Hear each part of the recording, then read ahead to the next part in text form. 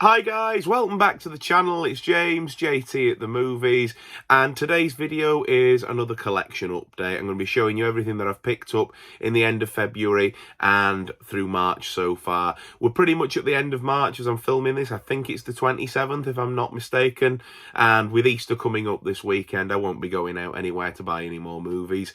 If I do anyway, I'll show them in the next update, but I'm not planning on buying anything else for you, so I figured now was as good a time as any to shoot the collection update and show you what I've got. So we'll start as always with the DVDs, and I'll show you these in no particular order. This one came in the post just yesterday. I've heard a lot of interesting things about this film, and it sounds like it's not what I thought it was going to be. I thought it was going to be some sort of like Wes Anderson type movie, and aesthetically it might look like that, but as I understand it, it's got a sort of a very adult nature about it, and that is Poor Things. The next one, Laura told me that I needed to watch this film. She went to see it with her mum over New Year's in the cinema. I'm very much interested in the story, very familiar with the story. It's a, it's a true life sort of story adapted into a biopic, and it is Anthony Hopkins and Helena Bonham Carter in one life. This came in one of those sort of eco cases, where it's all cut out in the inside. So I used a spare case and put a proper sturdy case on it as well.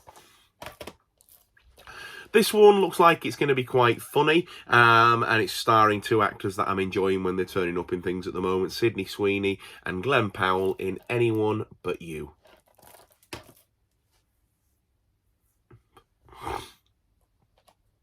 The next one, oh, it pains me to say this, I hated this. Dream Scenario. So this is Nicolas Cage's, probably his latest effort, and it got absolutely rave reviews when it came out last year. I missed it in the cinema because we had a lot of things going on at the time, and it just wasn't, wasn't there, wasn't able to happen, a cinema trip to see this. But it was a day one purchase for me. I picked it up on DVD because I just had an inkling I wasn't gonna click with it. I really wanted to, but anyway, I put it on and I just hated it. Absolutely hated this film. I just felt so sorry for Nicolas Cage's character, and I just felt like everybody in the film was just an absolute scumbag. I think the only likable character in the whole film was the sort of like the HR rep therapist type person that sort of turns up to try and do a bit of PR for Nick Cage halfway through the film. She was the only character that I didn't take any sort of umbrage with. Even Nick Cage does a few things in this film where you think, hang on a minute, you probably shouldn't do that sort of thing. But his wife's horrible, his kids are horrible, his boss is horrible, his friends are horrible. The people that he, sort of goes to work with when, the phenomenon sort of takes over and he becomes this sort of overnight success are all just horrible. And then it's just one of the most miserable endings in a film that I've seen in a long time. And yeah, couldn't stand this. But, well, such is life. I picked these next two up in CEX for £1 a piece. I'll show you them together. It is Legally Blonde and Legally Blonde 2. I've never seen either of these films, but clips from the first one keep doing the rounds on YouTube Shorts and TikTok. And I'll be honest, they gripped me to the point where when I was in the local CEX, I thought, yeah, I'm going to pick this up and give it a go and see, for £1, see if I enjoy them. The next one is the latest addition to the Hunger Games saga, the prequel, Ballad of Songbirds and Snakes. And I believe this tells the story of a young President Snow, played by this chap. The trailers looked good. I enjoyed the original 4 movies, so I'll be happy to step back into that world again. I enjoyed this one at the cinema. It felt like a sort of a spiritual successor in a sense to Scream, and that was Thanksgiving. It doesn't need a sequel. They are making a sequel. Of course, they're making a sequel because it did well and it was critically well received. So, of course, they're going to make a sequel. But I felt like this was really a one and done. I'm not really sure where you could go with this one next, but we'll see. But I enjoyed it. It's from Eli Roth, and like I say, it felt like a spiritual successor to Scream, really. Not in so much the comedy sense, but like sort of the slasher and the masked killer and the you know, teenage group that are somehow linked to the killer, and how are they linked, and you know, all that sort of thing, and it having a bit of a sort of a theme about it, because obviously he's got the sort of the pilgrim mask on and he's doing all that sort of stuff. Yeah, I really enjoyed it with this one, so happy to have it in the collection. And then the last DVD to show you, this film I've not seen yet, but it is The Last Rifleman starring Pierce Brosnan. And it's the same story that The Great Escaper starring Michael Caine is based on. And this is put out by Sky and Dazzler Media, I think. Yeah, Dazzler Media. I just had to check the side of the thing there. But yeah, put out by Sky. And I think this is like a TV movie sort of version of the same thing. I've not watched it yet, but it'll be interesting to see the different take on it and see how Pierce Brosnan takes on that character. Let's have a look now at some Blu-rays, shall we? I'll show you the first one that I picked up this weekend just gone. I picked it up after its Oscar buzz. I'm not gonna lie, I had no real interest in seeing it beforehand, but the Oscars kind of piqued my interest. So I thought, do you know what? I'm gonna give it a go, and that is Anatomy of a Fall. The next one I picked up is the last film in the original DCEU. I've not watched it yet. I was going to go to the cinemas and see it when it came out, but I was really poorly towards the back end of last year and throughout most of the start of this year, so I wasn't doing many cinema trips. So I'm looking forward to sitting down and watching this one soon. It is Aquaman: The Lost Kingdom. I picked this one up on my father-in-law's recommendation. He is a huge Sex Pistols fan and really enjoyed this film. It is Gary Oldman and Chloe Webb in Sid and Nancy. So these next Blu-rays to show you were a real bargain, and again they're related, so I'll show them all together. But in a new charity shop that's opened on our local high street, they had a massive DVD section. I'm going to have to go back there when I have more time than just 10 minutes for a quick browse to really rifle through it all, because I bet there's some absolute gems. Shelves were like, you know, double and triple stacked deep with movies, DVDs and Blu-rays, and everything was all incredibly well priced. Blu-rays £1 a piece, DVDs 3 for £1. You can't go wrong. But I picked up the entire reboot trilogy of Star Trek. So we've got the box set with the first two here, and then we've got Star Trek Beyond here as well. So I was tempted to get this, and I didn't realise they had the third one at first, and I sort of put it down at first because I thought, well, I'm going to have to find the third one to upgrade from DVD as well, and that'll probably cost me more than it's worth to do whatever anyway. And then I looked on the next shelf, and it was there, and they're all in absolutely pristine condition. So I was like, sold. I'm gonna have them. So I've only got one special edition Blu-ray to show you before I've got some 4Ks to show you. This is an 88 films release. It's not a film that I've seen before, but the premise grabbed me, and I can imagine I'm gonna have a really good time with this one. It is Ted Danson and Jodie Richardson and Ian Holm in Loch Ness. Surprisingly, a film I'd never heard of before until that release, but I absolutely had to pick it up when I saw what it was about. I really like the mythology of the Loch Ness Monster and that sort of story, and it sounds like it's a bit of a family adventure movie, so it should be pleasant watching. Let's move on to some 4Ks, shall we? I'll show you two steelbooks that I got at first. I ordered this one from HMV online, and it's Justice League Crisis on Infinite Earths Part 1. So far, this has only been released in the UK as a 4K steelbook. It's not normally something that I would, you know, rush to buy on 4K. In fact, my DC animated movies are just here off to the side of me, and most of them are DVD, and then the old one I pick up as Blu-ray.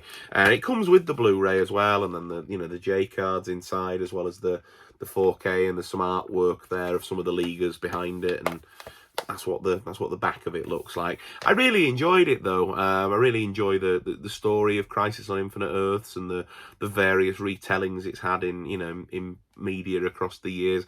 I've got part 2 pre-ordered and will order part 3 when that comes out as well. And yeah, fair enjoyed it. It was all right. Like I say, I wouldn't have normally bought the 4K for it, but it is a lovely steelbook edition, so there was that one there. And then the next one, I think a few of us will have jumped on this one. It wasn't an upgrade I was looking to make. I had the standard Blu-ray of this film, but then Zavvi decided that they were going to have a flash sale on some steelbooks, and Jurassic World Dominion was reduced to $5.99 on 4K steelbook. So this has literally just come in the post today.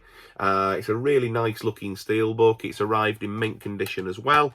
Again, inside I've put the J card, there's some art there, and then both the Blu-ray and the 4K disc. So yeah, as I say, not an upgrade I was going to make, but for, you know, for £6 all in, there was no way I was going to miss out on that. It just made so much sense. And then the next two to show you are just some standard 4Ks. Both of them are two of my favourite films ever, basically. So I'm really, really thrilled to have these in the collection. The first one I'll show you is The Fugitive. Now, I've had this on DVD and Blu-ray for many years. I've got the special edition DVD, and then I've got the double pack Blu-ray with US Marshals included. But this has been getting absolutely rave reviews for the transfer and just the upgrade in picture quality, you know, compared to the Blu-ray that we've had for years, which arguably isn't, you know, much better than the DVD, to be honest. But yeah, I decided, because I had a bonus from work and had a bit of spare cash in this month's paycheck, that I'd pull the trigger on it. I was waiting for it to drop down to £15 before I got it, but I pulled the trigger at the 20 that it's holding firm at. But I, you know, had the cash to do it, and I'm happy to have this in the collection. I'm going to sit down over the upcoming bank holiday weekend and get this one watched. And then I have very much saved the best until last. If you have been around on this channel for a long while, you will know how much I adore James Cameron's The Abyss. And I've got the special edition DVD. I've got the Laserdisc of it up there. I've got one of the, you know, grey releases of the special edition on Blu-ray to see me on. But I can finally say that I am the proud owner of The Abyss on 4K. I was devastated when they announced that this was coming out, and then a couple of weeks later announced that the UK wouldn't get it because of the rat scene. So I was thrilled when we found out that the American version was going to be region free. I had pre-ordered a European version as well, but obviously the title and the, you know, the information on the back of it was all in, I can't remember what language it was, but obviously not English. And I know that doesn't matter normally, because the disc would have been exactly the same as what's in here, but I wanted the artwork to have, you know, the English artwork and be as close to what we would have got as possible. This looks absolutely great, absolutely fantastic, compared to obviously the DVD that we've had for years, and the, you know, the various, like I say, grey releases that have been out there. And the you know, the one that I've got isn't, you know, it's a vast improvement on the DVD that we had for years, but it's still not great. And I watched the special edition cut of this the other night, and I was just mesmerised. Just to be able to see this film, you know, and that cut of the film in particular in high def after all these years. And really, whilst I know physical media is sort of not necessarily dying out, it is, you know, sort of, it's not mainstream anymore, is it? You know, your majority of people that watch films are Netflixing, Disney Plus and Paramount and Amazon and, you know, Apple TV and all that sort of stuff. So it's really just us folks, the collectors, that are still buying this stuff. So in 2024, for Disney and you know, 20th Century and James Cameron to put this out for us, it is just an absolute dream come true. And it's kind of one of those titles, is this, for me, where, and I'm obviously not going to stop collecting, but you could kind of say, right, my collection's complete now, I've got this sort of thing. It's you know, it's a holy grail title, is that? And, you know, we throw that phrase around a lot, don't we? Oh, this is a holy grail, but this really is a holy grail for my collection. So I'm absolutely over the moon to finally have this. I was going to do a video just about this title, but by the time I'd had it imported, there's dozens of other videos from other UK and US collectors talking about it. So I figured there's no real point in doing a full video on it when there's so many others that have done that. But I'd just share my brief thoughts here. Loved it, and this is going to go pride of place on the shelf. I might even just leave this out, sort of displayed, rather than, you know, filed away in and amongst all this lot sort of thing. I'm that happy to have it in the collection. So there we are, folks. That has been my DVD, my Blu-ray, and rare one for me this time. Some 4Ks as well to add to the collection. That's been the update for end of February and March of 2024. I hope you've enjoyed it. You'll have to leave me comments down below with any recommendations on what I should get to watching first, or any recommendations for films to pick up based on, you know, what you've seen here. Leave the video a thumbs up if you've enjoyed it as well. And if you're not already subscribed to the channel, please consider doing so. It would mean the world to me. Means that we can get to know each other over future videos, and of course it helps my channel to grow as well. Above all else, folks, take care of yourselves, and I look forward to seeing you really soon. Bye for now.